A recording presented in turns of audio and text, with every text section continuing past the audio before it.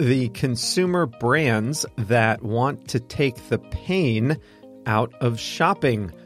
Hi there, thanks for joining us again for Plain English, episode 237. I'm Jeff. JR is the producer, and you can find all of today's episode resources at plainenglish.com/237. Coming up today, there's a new trend sweeping retail in the US and Europe, and it's called direct-to-consumer. We'll talk about what brands are doing to forge relationships with customers, cut costs, and make shopping fun again. The phrasal verb is to try on, and we have a song of the week.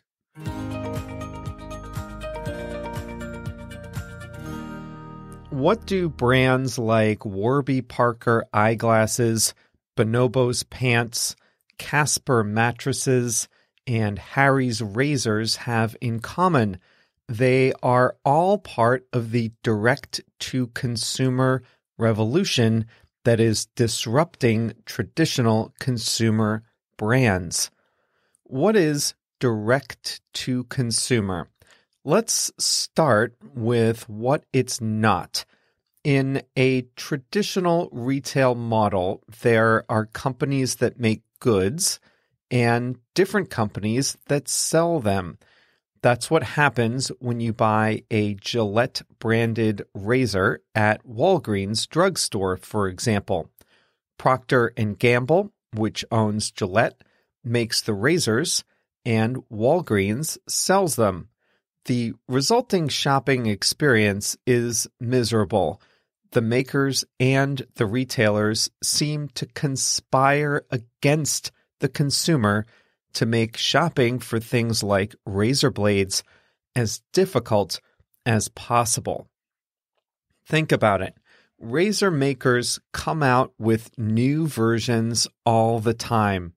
3 blades, then 4, then 5, then 7, then back to 5, but with one more on the back. They change the names and the packaging. This one vibrates. That one has a cool glide strip. Then they only sell you small cartridges at a time, often behind a locked case at the drugstore.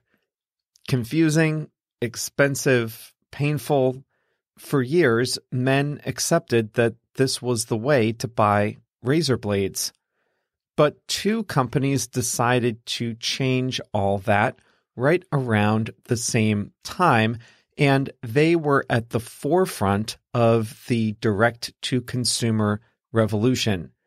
These new direct-to-consumer brands try to take one painful shopping experience and simplify it.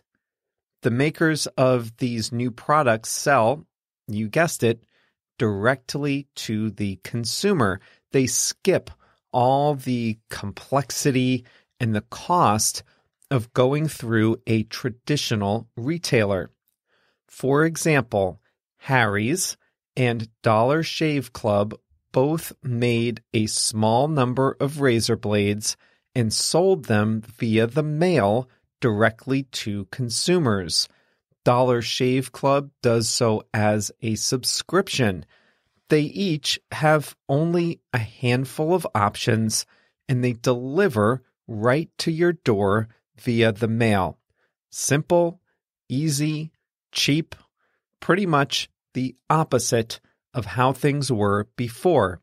I have been shaving with Dollar Shave Club razors for about 6 years. Consumers loved it for the simplicity and the price, but mostly because it took something painful and made it easy. And it's not just for men's razors. The same thing is happening with eyeglasses, mattresses, socks, men's pants, shorts, women's makeup, pet supplies, luggage, personal hygiene products, sneakers, you name it. In the old way of doing things, if you made a product, you had to find a way to get it onto store shelves. You had to convince a network of distributors to place it in stores like Walmart, Target, Macy's, and other big stores. But today, these direct-to-consumer brands go around the gatekeepers and promote their products on social media, in advertisements, with influencers, and on television. They take advantage of lean manufacturing models to make just as much as they need. And because they are close to their early customers, they can tweak their products quickly to consumer tastes. They prize customer reviews, testimonials, so they're attuned to customer service. And because there are fewer parties involved in selling directly to the consumer, the prices are a lot more reasonable. Direct-to-consumer companies are some of the most exciting brands in America these days. If you listen to podcasts from the US, you've probably heard advertisements for Casper mattresses. They are one of the biggest podcast advertisers out there, and they claim to have the world's highest rated mattress. I remember what it used to be like shopping for a mattress. There are a handful of big mattress makers in the US, and they each have dozens of models and brands and options. Casper makes a single model, and they found a way to compress it into a box that they can mail to your house. It's genius. Not only is the mattress comfortable, but it's fun to open. They got a huge boost from Instagram influencers unboxing their mattresses in front of their adoring fans. I don't have a mattress from Casper, but I do have one from another direct-to-consumer mattress brand called Lisa. It's very comfortable, and I'll never buy a mattress the old way again, that's for sure. Eyeglasses are another example. Glasses are maddening. They're extremely personal and very, very expensive in the US. Usually several $100s for a nice pair, even though they're not expensive to design and manufacture.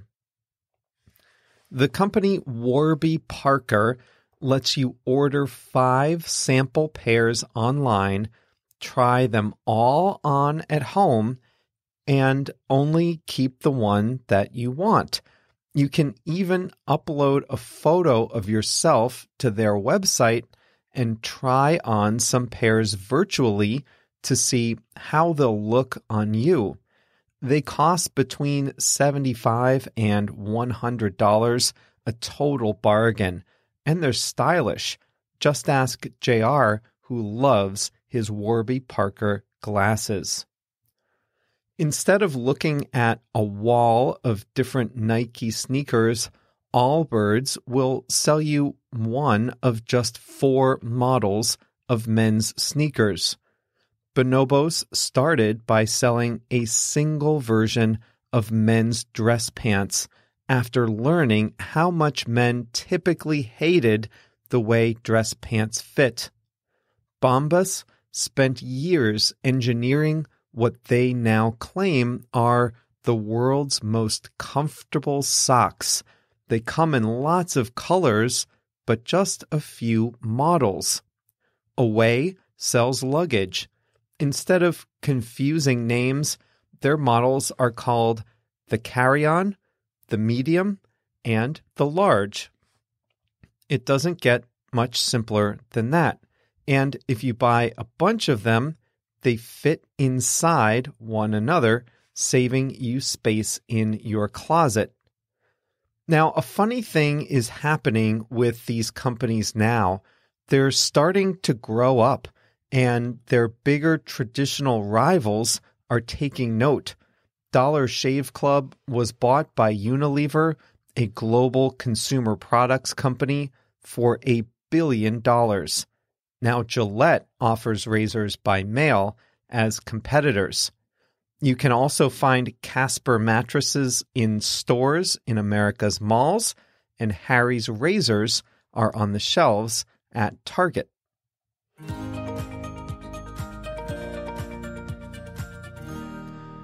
All I have to say is I love it. I don't know how companies got away for so long treating their customers so badly. Anytime there's a direct-to-consumer option for something I want, I seriously consider it. I've never ordered socks online before, but I'll be on the Bombas website this weekend. Later this month, I'll share some of the results of our Plain English listener survey. We've gotten hundreds of responses so far, and more are coming in every day. So if you haven't had a chance to check that out, please visit plainenglish.com/survey, SURVEY, and tell us what you think. It's just a couple of minutes, but it's a huge help to us. plainenglish.com/survey. And like I said, I'll share the results of the survey later in March.